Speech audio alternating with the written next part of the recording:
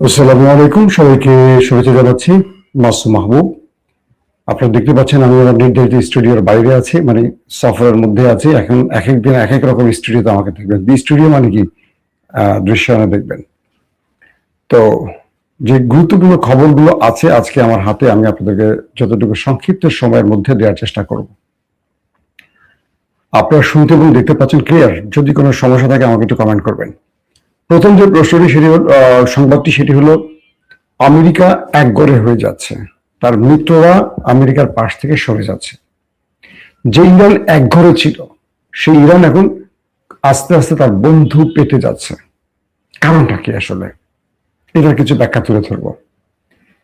France, Spain, German, Britain, Poland, সর্বশেষ এবার দাঁড়িয়ে গেছে নতুন আরেকটি দেশ ইতালি, যারা ইসরায়েলের সাথে সম্পর্ক ছেদ করার মতো হুমকি দিয়ে বসেছে। পাশাপাশি বলেছে ইসরায়েলের সাথে সকল সামরিক চুক্তি বাতিল। ইতালি বলছে, ইউরোপের দেশ একসময় যারা সবাই এক হয়ে ইসরায়েলকে সমর্থন দিত, ইসরায়েল সমর্থন পেয়ে ফিলিস্তিনে কি করতো আপনারা তো জানেন। পুরো ঘটনা ঘটে গেল এখন উল্টো। কেন দৃশ্যটা তৈরি হলো দেখেন। আজকের ঘটনা, আমেরিকা ইরানকে কোণঠাসা করার জন্য হরমুজ প্রণালী চারদিক থেকে ঘিরে ফেলেছে। আপনারা টার্কিশ সিরিয়ালগুলো দেখেছেন? বাইজেন্টাইন বা রোমানদের সাথে ওসমানীদের লড়াই দেখেছেন হয়তো। পুরো সাগরে ভূমধ্য সাগর কিভাবে কন্ট্রোল করতো যারা। তুর্কি আরেকটি সিরিয়াল ছিল যেখানে দোজাইতান, ওই যে এঞ্জিন এলদম দোজাইতান যে অভিনয় করছে, মানে অর্থাৎ ওসমানের বাবা, মানে আর্তুগুল গাজী যে প্রথম সিরিজটি করেছিল, পরবর্তী তিনি আরেকটি করেছিলেন। এই সিরিয়ালটি যারা দেখেছেন তারা হয়তো দেখেছেন যে ভূমধ্য সাগরের লড়াইটা কিভাবে হয়। তো ইরানের এই হরমুজ প্রণালীর একটি পাশ হলো ইরানের অংশ, একটি পাশ হলো ওমানের অংশ, মাঝখানে 21 কিলোমিটার দূরত্ব সরু একটি জায়গা ধরেন। আমেরিকা চিন্তা করে এসছিল যে তারা ইরানকে কিভাবে কোণঠাসা করবে। এই অঞ্চলে তারা ইরানকে কোনোভাবে, মানে ইরানের স্বার্থ সংশ্লিষ্ট যে জাহাজগুলো তাদেরকে ঢুকতে দেবে না, বের হতে দেবে না। পুরো কন্ট্রোল আমেরিকা তাদের নিয়ন্ত্রণে নেবে। এভাবে ইসরায়েল আমেরিকা পরিকল্পনা করে ইরানকে সাইজ করতে এসেছিল। যুদ্ধবিরতি ভেস্তে গেল, আমেরিকা মূলত এই প্ল্যানটা নিয়ে আসলো। প্রথম যুদ্ধ তারা হেরে গেল, দ্বিতীয় যুদ্ধবিরতি সেখানে তারা কোনো সঠিক সিদ্ধান্তে পৌঁছতে পারলো না, তৃতীয় হরমুজ প্রণালীতে তারা এসে ঘিরে ফেলল। দেখেন কি করলো চীন, তারা হরমুজ প্রণালী দিয়ে তাদের ট্যাঙ্কার নিয়ে মুভ করা শুরু করলো। আমেরিকা হুমকি দিল, যে জাহাজই হরমুজ প্রণালী পার হতে যাবে তাদের উপর আক্রমণ করা হবে, জ্বালিয়ে শেষ করে দেওয়া হবে। কে বলছে? American warship. মানে আমেরিকার প্রেসিডেন্ট বলছে আমেরিকার ওয়ারশিপ সেই জাহাজকে টার্গেট করবে। খুব ইন্টারেস্টিং বিষয়। পৃথিবীর সব দেশ থর থর থর থর থর থর করে কাঁপছে। ডোনাল্ড ট্রাম্প বলেছে, তেমনি বড় দেশ হিট করবে। চীনের ডিফেন্স মিনিস্টার ওপেনে আসলেন, বললেন চীন ইরানের সাথে চুক্তিবদ্ধ, তারা তাদের জাহাজ এখান থেকে নিয়ে যাবে। যদি আমেরিকা কোনো বাধা সৃষ্টি করে তাহলে চীন উপযুক্ত জবাব দেবে। আমেরিকা কি করবে তার উপর ডিপেন্ড করে চীন পাল্টা প্রতিঘাত করবে। তাহলে সাহস থাকলে এটা করো। চীন যুদ্ধ ছড়াতে চায় না, তারা যুদ্ধের বাইরে বাণিজ্যের খেলাটা ভালো খেলে, বাণিজ্যের যুদ্ধটা করে। এটা কিন্তু এক প্রকার বাণিজ্যের যুদ্ধ। এখন চীনের ট্যাঙ্কার মার্কিন যুদ্ধ জাহাজের সামনে দিয়ে, ওয়ারশিপের সামনে দিয়ে সংশোধন করে চলে গেল। আমেরিকা গালে হাত দিল, চেয়ে চেয়ে দেখলো। একটা গান আছে না, চেয়ে চেয়ে দেখলাম তুমি চলে গেলে। ঠিক এই দৃশ্যটা হলো। কি করলো? আমেরিকার জাহাজ চট্টগ্রাম দিয়ে মাঝদি দিয়ে চলে গেল, নাকি মাঝপাড়া দিয়ে চলে গেল, নাকি হালি শহর দিয়ে চলে গেল, নাকি বাঁশখালী দিয়ে চলে গেল? বলেন। দুর্দান্ত ভাবে হরমুজ প্রণালী দিয়ে চলে গেল। কিচ্ছু করলো না আমেরিকা, কিছু করতে পারলো না, সাহস পেল না। ওরা ভেবেছিল যে আমরা ভয় দেখি ওদেরকে আটকে ফেলবো। চীন সেটা করলো। রাশিয়ান জাহাজ হরমুজ প্রণালী পার হয়ে চলে গেল। গল্প এখানে শেষ, চলেন বাসা যায় না। কিছুক্ষণ আগে সবচেয়ে বড় খবরটি কি জানেন? কিছুক্ষণ আগের সবচেয়ে বড় খবরটি হলো ইরানের 4টি জাহাজ হরমুজ প্রণালী দিয়ে তার পোর্ট থেকে ছেড়ে চলে গেল, হরমুজ প্রণালীর উপর দিয়ে। আমেরিকা সেই জাহাজ দেখলো, আমেরিকার কন্ট্রোল রুম বললো ইরানের জাহাজ আসছে, ইরানের জাহাজ আসছে। কন্ট্রোল রুম, ওয়ারশিপ 00.... ইরানের জাহাজ আসছে, অডিও রেকর্ডে। আমেরিকার সেনারা আতঙ্কে পড়ে গেল, আরে আল্লাহ রে আল্লাহ, ইরানের জাহাজ কি আমাদের মারতে আসতেছে না অন্য কোনো কাহিনী করতে আসছে? ইন্টারেস্টিং ব্যাপার, মার্কিন যুদ্ধ জাহাজ বসে বসে দেখলো ইরানের জাহাজ 4টি জাহাজ সেখান থেকে চলে গেল। তার পোর্ট থেকে ছেড়ে এসে ইরানের জাহাজ হরমুজ প্রণালী অতিক্রম করলো। আমেরিকা কিচ্ছু করতে পারবে না। খেলা বুঝে গেছেন আপনারা কোথায় গিয়ে খেলাটা ঠিক গেছে এখন? যে ইরানকে আটকে রাখার জন্য আমেরিকা এসেছিল, সেই আমেরিকার নাকের ডগা দিয়ে ইরানের জাহাজ পোর্ট থেকে হরমুজ প্রণালী পার হয়ে চলে গেল। কিচ্ছু করতে পারলো না আমেরিকা। তার মানে কি, আমেরিকাকে বৃদ্ধাঙ্গুলি দেখিয়ে চলে গেল সবাই। আমেরিকা যে হুমকি দিল কাগজে বাঘ, আমেরিকা এখন সবার কাছে একটা হাস্যরসে পরিণত হয়েছে।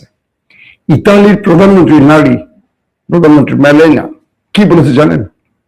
যে তারা ইসরায়েলের এই যুদ্ধটাকে অবৈধ এবং অযৌক্তিক বলছেন। তারা বলছেন লিবাননের উপর যা হচ্ছে এটা অযৌক্তিক, অন্যায়, ইরানের সাথে যেটা হচ্ছে একই।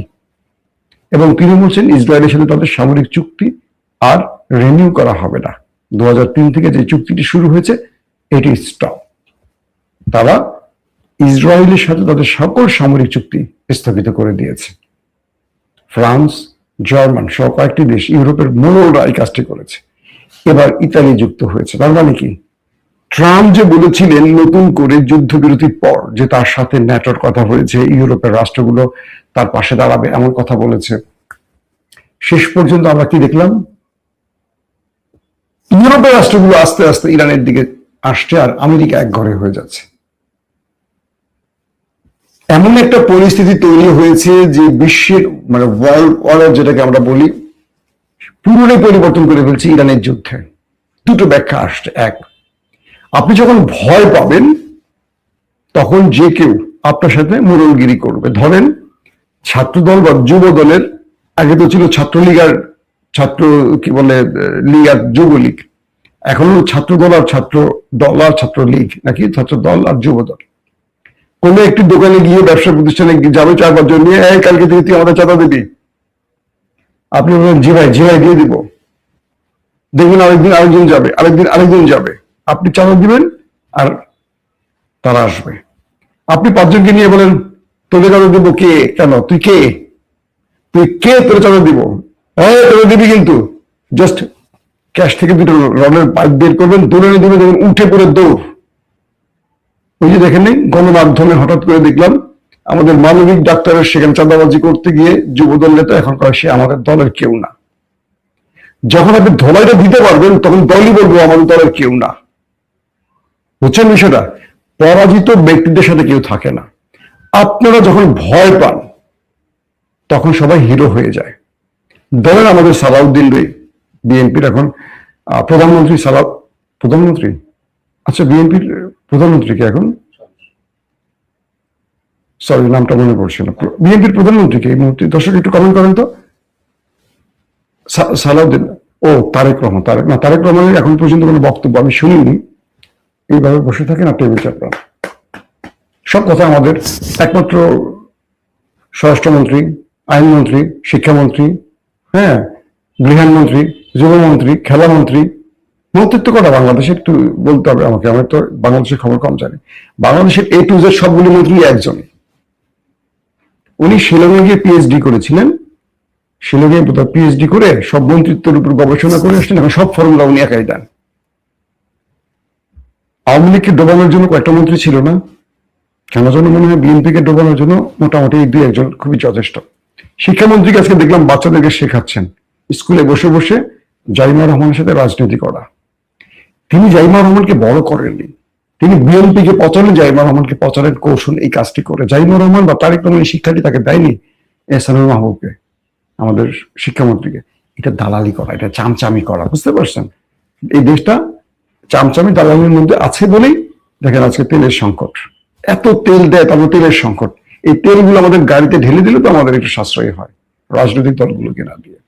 তো বিষয়টা হলো কি, ইরান যখন ধোলাইটা শক্তভাবে দিচ্ছে দুটো দেশকে, গালফ সহ, তখন পৃথিবী মনে করছে আরে আল্লাহ আমেরিকার তো মারা যায়, চাইলে তো আমেরিকার বেজুড়ে দেওয়া যায়, আমরা কেন ভয় পাইছি? ইরানের চেয়ে আমাদের কাছে আরো বেশি পাওয়ারফুল অস্ত্র আছে।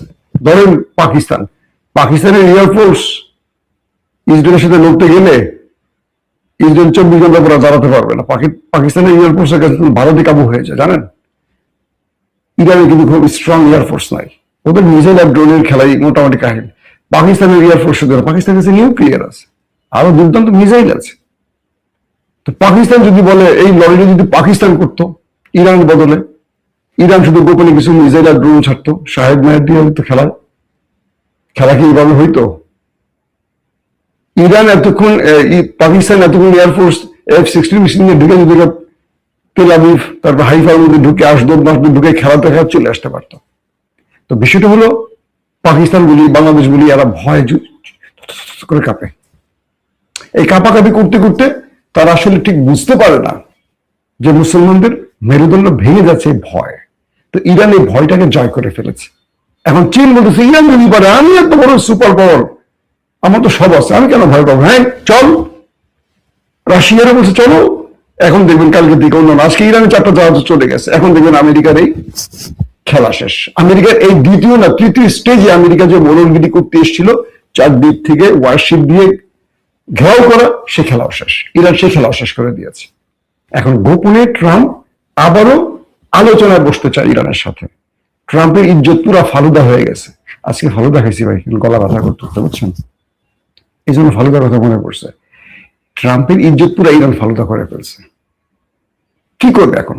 এক ইউরোপ গোপনে গোপনে ইরানের সাথে সমঝোতা করছে, এক সৌদি আরব ব্যাপক চাপ সৃষ্টি করছে আমেরিকার উপর, যে তোরে বেটা এত পেট্রোল ডলার দিলাম, তুই না পারলি আমারে বাঁচাতে, তুই না পারলি হরমুজ করতে, তুই এলি এখন ঘেরাও দিতে, তোরে কেউ মানে না, তুই বেটা কিসের পরাশক্তি রে?